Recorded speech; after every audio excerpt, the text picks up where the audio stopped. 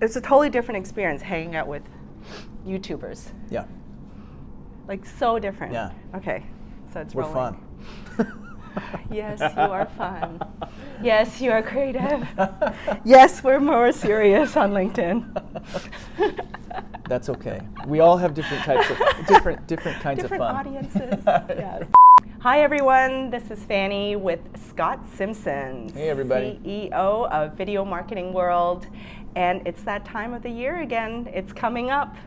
That's right. April 23rd, 24th, 25th of 2020. It's Yes. going to be insane. It's going to be awesome. And last year I attended the event for the first time and was also a speaker around LinkedIn, and it kind of blew my mind, Scott.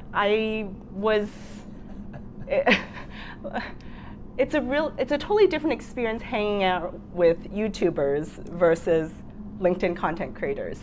Some of the things that I've noticed were like, you guys have this kind of like fearlessness about you, which I totally admire and love, because you just kind of go for things and learn along the way, which I think is a wonderful spirit and wonderful like way of going about things. Yeah.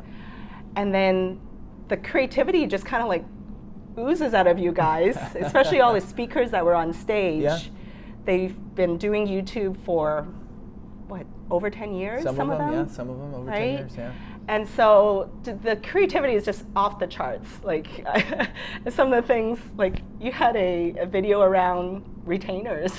Yeah, yeah. You know, granted it's not for all audiences, but it's engaging content and people watch, right? And so the creativity, the fearlessness, and also just the not hesitating, the risks. Like people just take risks. And they're willing to be authentic and vulnerable and just really share from the heart and really share from the gut. And so for me, those were like 3 big takeaways from Video Marketing World. Awesome. So tell us what we can expect for this year's event. Yeah, so I just want to touch on the point that you just made. You know, YouTubers generally are, you know, they're on YouTube for a specific reason. It's because they kind of don't fit the mold anywhere else. And so Yes. a lot of them have a lot of energy. A lot of them are very creative. But what we try to do with Video Marketing World is merge the two worlds of YouTuber, or of that creative element, of that energetic element, and then merge it with the business element, because what we realize is that there's this huge gap in social media, in video, where you have a lot of creators and that are making videos, and you have a lot of business people that are typing posts. Some of them are making videos like you and other people on LinkedIn. Yeah. But when you can merge the two, you can absolutely see massive benefits in your business by merging creativity with social media and in a business aspect, and really reap the rewards of that. Yeah. And if anything, I think I now see video content creation on this broad spectrum, right? Mm-hmm. We can go from very technical, very specific, very niche topics to silly and fun topics to, I think there was a gardener that you guys were highlighting, or maybe it was Owen Video that had a gardener channel, right? Like, so there's just a whole variety of content just waiting for people to consume, and that blew my mind too.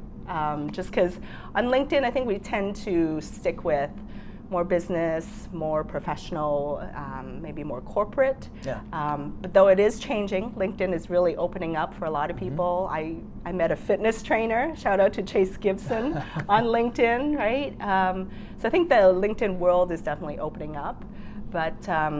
I realize now, like just from interacting with all of you guys, just the spectrum of topics that's possible. Yeah, absolutely. Well, so you know, you talked about my retainer videos. That was actually kind of, it was an accident, right? I am a full-time YouTuber. I've been creating YouTube videos for the last 5 years.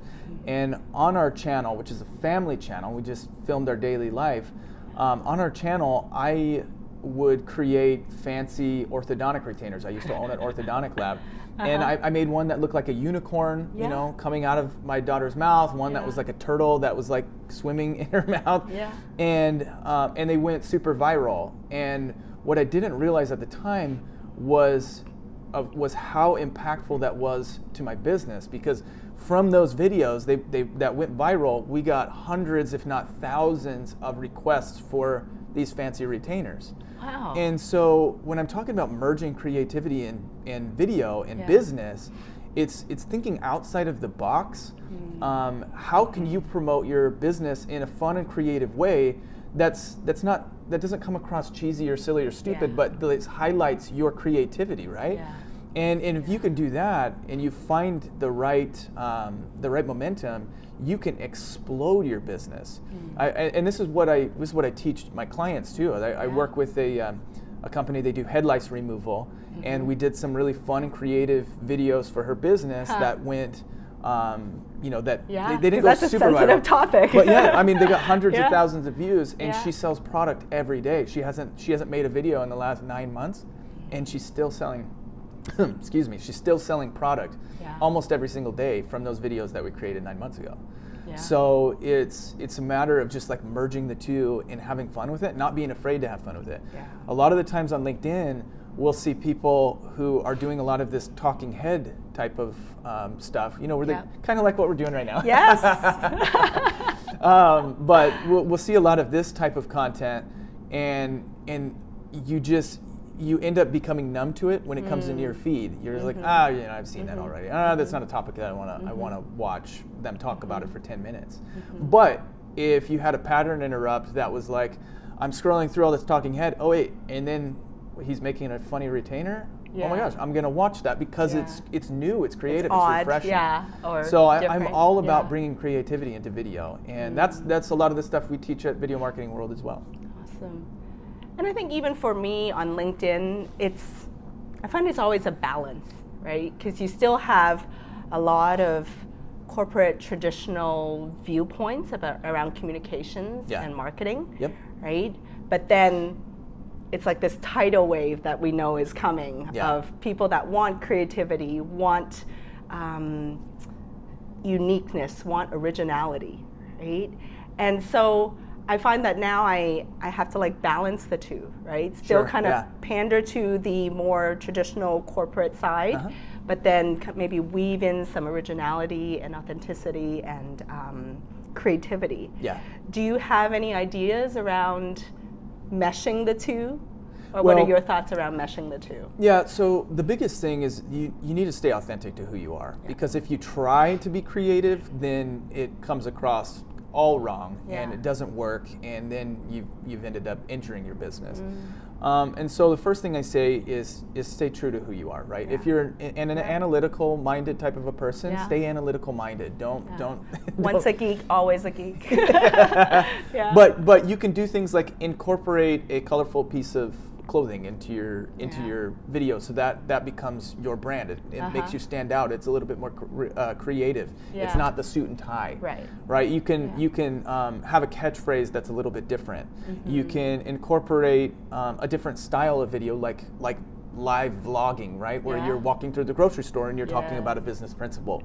Those are all things that people love tours on LinkedIn. Behind the scenes tours. What happens a lot of the times too with LinkedIn that doesn't happen on YouTube, because a lot of YouTubers again are fearless and they're crazy, is that with LinkedIn, people I think are a little bit more reserved with how they film. They like it to be quiet. They like to be behind closed doors so nobody can see them, because it's nerve-wracking filming. Where on YouTube, it's just like, hey, I'm at the fair and there's hundreds of people around me. They're all looking at me, but I don't care. And that the fearlessness needs to come to LinkedIn too. And if you can bring those aspects into your videos, then I think that would absolutely make you stand out. And then what do you say to people that say, and I get this question a lot, like, oh, my boss is watching, or my potential clients are watching, and if they don't gravitate to the kind of content that I want, then that might be frowned upon, right? Well, personally, I I don't have a boss. My boss is my wife. And my philosophy though is that you can't always live your life underneath someone else's thumb, right? It's like you have to be yourself and you have to be creative. And part of the reason that you were hired was because of who you are. Yeah. And so my philosophy is always let your true colors shine. And you have one life. Yeah. You know? It's Yeah. like what you're Right. wasting time if you're always structuring your life around what someone else what someone else wants. Yeah. And I guess it's also like just, I find that in this kind of second half of my life, you know, I'm 45. Yeah. And so I find that I'm unlearning things. Yep. That I learned from 0 to 40. Yep. Right? Because I grew up in a very traditional kind of environment, right? I'm Asian. Absolutely. I grew up like, do what you're told, listen to the teacher, listen to your boss. Very structured. Yes. Be quiet in the corner, that kind of thing, right? Like, well, what kind of child did you get? In the corner. No, I'm kidding. But like, you know what I mean, right? Yes. Like, so then, and I listened, you know, and so I think, but once I hit 40, I found that it was almost like this shift in, well, I got all my dreams. I had the career, I have the house, the family, the kids, right? All the check boxes were met. Yeah. So then it became, now what? Yeah. Right? Yeah. And so now it's like, well, then I actually don't care as much what people think, right? Because things have shifted. I checked all the boxes, right? Now you make new boxes. And now, and now what I've realized just from consuming content across all the digital platforms is that now we get to create almost from scratch. Yeah. We're in a different phase of life, or I'm in a different phase of life, right? And while I still have certain traditional, you know, thoughts around what I should and should not do, there's a big side of me that also like craves the creativity and craves the originality and risk taking. Yeah, absolutely. So I think that maybe, I think also for the audience out there is there's this journey of the second phase of our life, the second chapter of our life. And I know a lot of job seekers out there also are in career transition that are in my audience. You're kind of exploring what you want to do and what you want to pursue in this kind of second half of your career. And I think I challenge you to kind of let your creativity come out. Yeah. And I think along the lines of this avenue of video content creation and just content creation in general, you know, get out that creativity, get out all those things that were bottled up, you know, over the last decades. What are your thoughts around that? This is like a personal development interview. I know. I don't know. This kind of took quite like a Tony turn. Robbins like seminar. I don't know why. It's great. No, you know, we're just winging it, guys. what has happened is, in the last 10 years, social media just came full force into our universe, right? And it has opened up.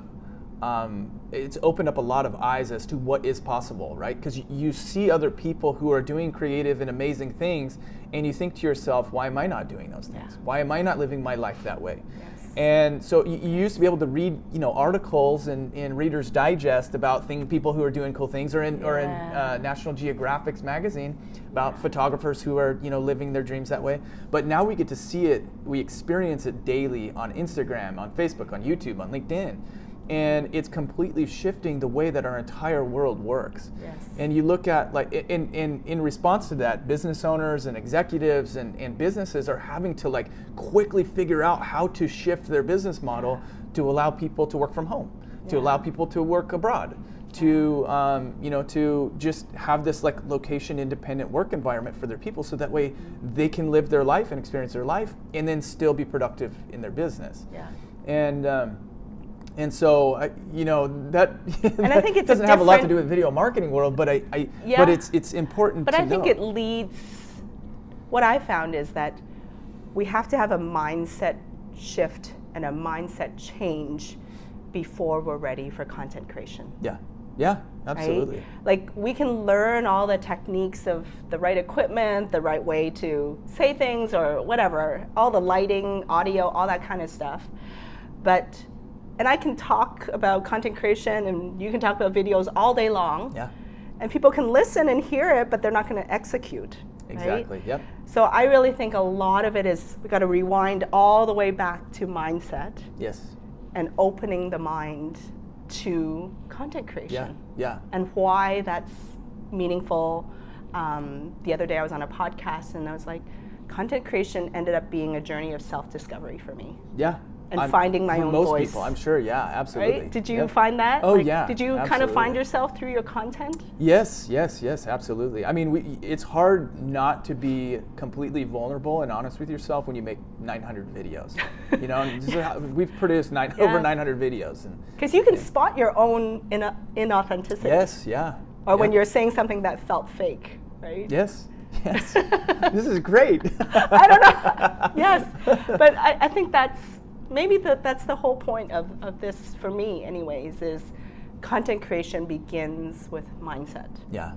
Right? And really rewinding and getting rid of some of those old thought patterns and habits of this is how my life has to work. I have to work from the age of 20 till I'm 65, retire at 65 and live for another 15 years or 20 years, however long it is that you last in retirement. And it doesn't have to be that way. And so what we're trying to say is with content creation, it takes almost a paradigm shift to the point where it's like you're okay with thinking outside of the box. You're okay with being completely who you are and not having to fall into that regimented schedule. And you're okay with not being perfect. Exactly. That's a big one. Yep, exactly. Yeah. And putting your flaws putting them out there for everybody to see. But I think that creates connections with audiences. People empathize with flaw because nobody is perfect, right? And so that's one of the things that I teach in my consulting is like, if you want to be successful on video for your business, you can't be perfect. That's why companies like Maybelline have 300,000 subscribers and these little girls who are making makeup tutorials have 15 million subscribers on YouTube. And they could absolutely destroy Maybelline if they just say, I used this mascara and it gave me a rash or something. You know what I'm saying? It's like they have the power because of their vulnerability. Maybelline does not, because they're always promoting perfection with these models that they're using and with their very professional, elaborate tutorials. And so vulnerability is, like Fanny said, it's what builds connection. And I think vulnerability and video and transparency builds trust. Right? Yes. And once you have the audience's trust, then they'll buy from you or ask for your advice or go for your consulting services, coaching services, whatever, right? Yeah. I mean, I think a lot of that is when we see people for who we really are, then that trust is built. Yes. Right? Well, how important is trust to your business? Oh, very, very important. And content. And that was one of the things that we didn't realize when we first started on YouTube as content creators was, we thought, okay, if we make a couple extra $100 every few months, that'd be cool. But what happened was that we built up an audience of hundreds of thousands of people, and then that translated into like 5 figures a month, and it's 6 figures a year, where it was like, oh my gosh, I don't even have to work in a business anymore, or I can use this as a separate stream of income. Or what business owners don't realize is that as you create content, you are also creating a brand that is influential, and you can use that brand to promote other products and services. Or you can use that brand to get speaking engagements or to do private consulting and things like that. So it just opens up the doors to what is possible in your business. Yeah. It's not just like, hey, here's my ad that I'm running on Facebook for one product, bring the people in, sell them the product, and they're done. Yeah. It's you're bringing someone into a community that you can go back to over and over and over again, and they always want to buy your products because they love you. Yes. Because they love your brand, not because you sold them a product. It's because of what that product represents. Yeah. So that reminds me of an article I read recently, and it came back around about 1,000 true fans. Yes. Yeah. Have you read that? Yep. Absolutely. Right? I mean, the concept behind that is that you don't necessarily need millions of fans to make tons of money. No. Right? No. Like the concept is if you have 1,000 fans and they become super loyal to you, super fans, even if they each give you, what, is it $100? What was the math? $100,000. Yes. So yeah, $100 a year.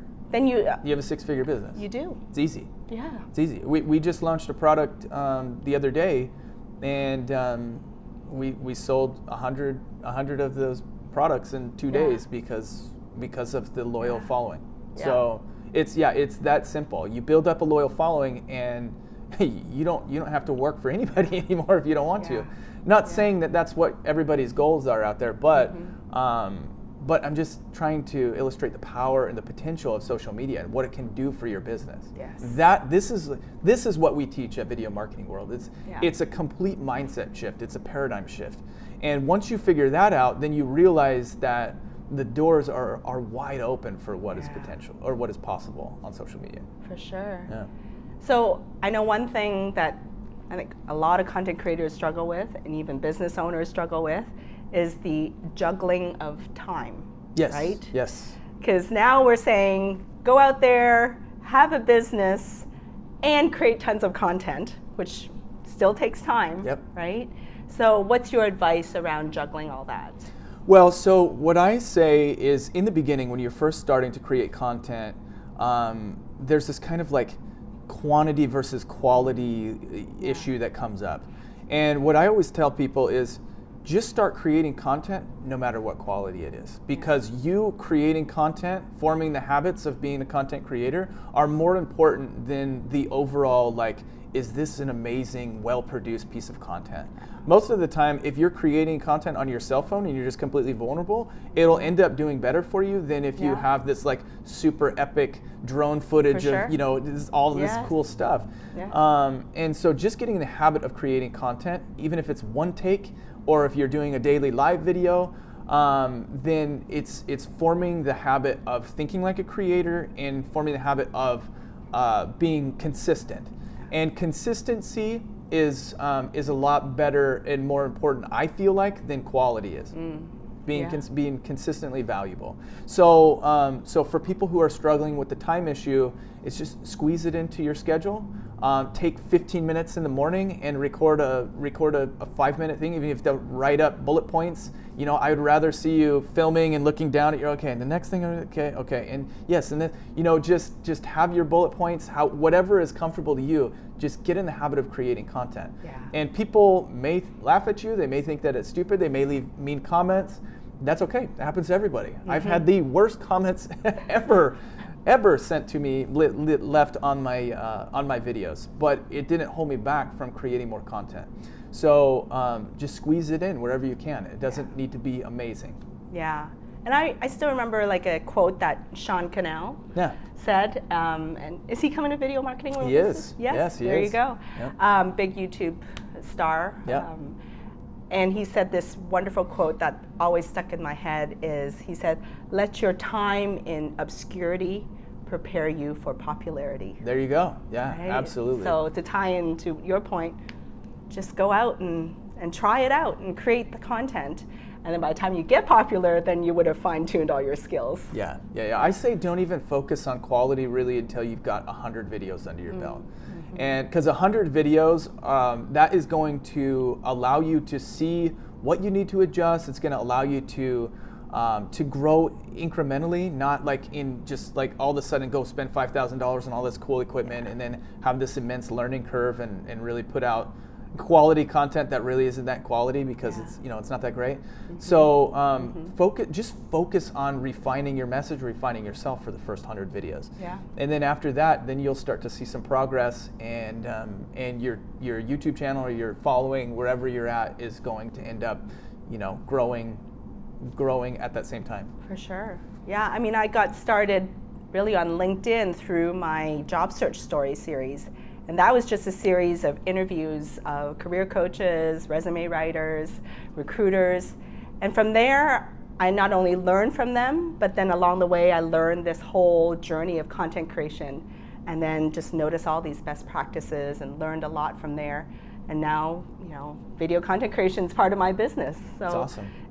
It's really a journey. Yeah. The other thing that I want to say too is stick with one platform. Really go deep into one platform. And I personally believe that platform should be YouTube, just because of the search function. YouTube is a search engine, and not necessarily always a social media platform. Meaning, like, I can create a video today that 5 years from now somebody could type in the title and still find it. Whereas, like with LinkedIn, once it's gone, it's hard to find that content. So stick with one platform and go a mile deep into it, and then just kind of hit the surface on the other social media platforms. The other thing that I recommend is don't repurpose your content. Don't make a video for YouTube that you then go and share on LinkedIn. And the reason is because they're different audiences, and you're speaking a different language. You have different jargon that you use for YouTube that you're not going to use for LinkedIn. And so that, you know, there are some people that are out there that are, you know, saying produce 50 pieces of content all in a week, and then, you know, just repurpose them for the next 6 months. And don't go there. Don't go there, because it's not going to give you an authentic feel if you say, hey, what's up, guys? Hey, what's up, YouTube? And then you post that over on LinkedIn. Nobody on LinkedIn is going to respond to that positively, because you're not talking to the people on LinkedIn. So keep your content on one platform, and then just make minor adjustments to make it compatible for other platforms. And we talked about that last year too. Yes, we did.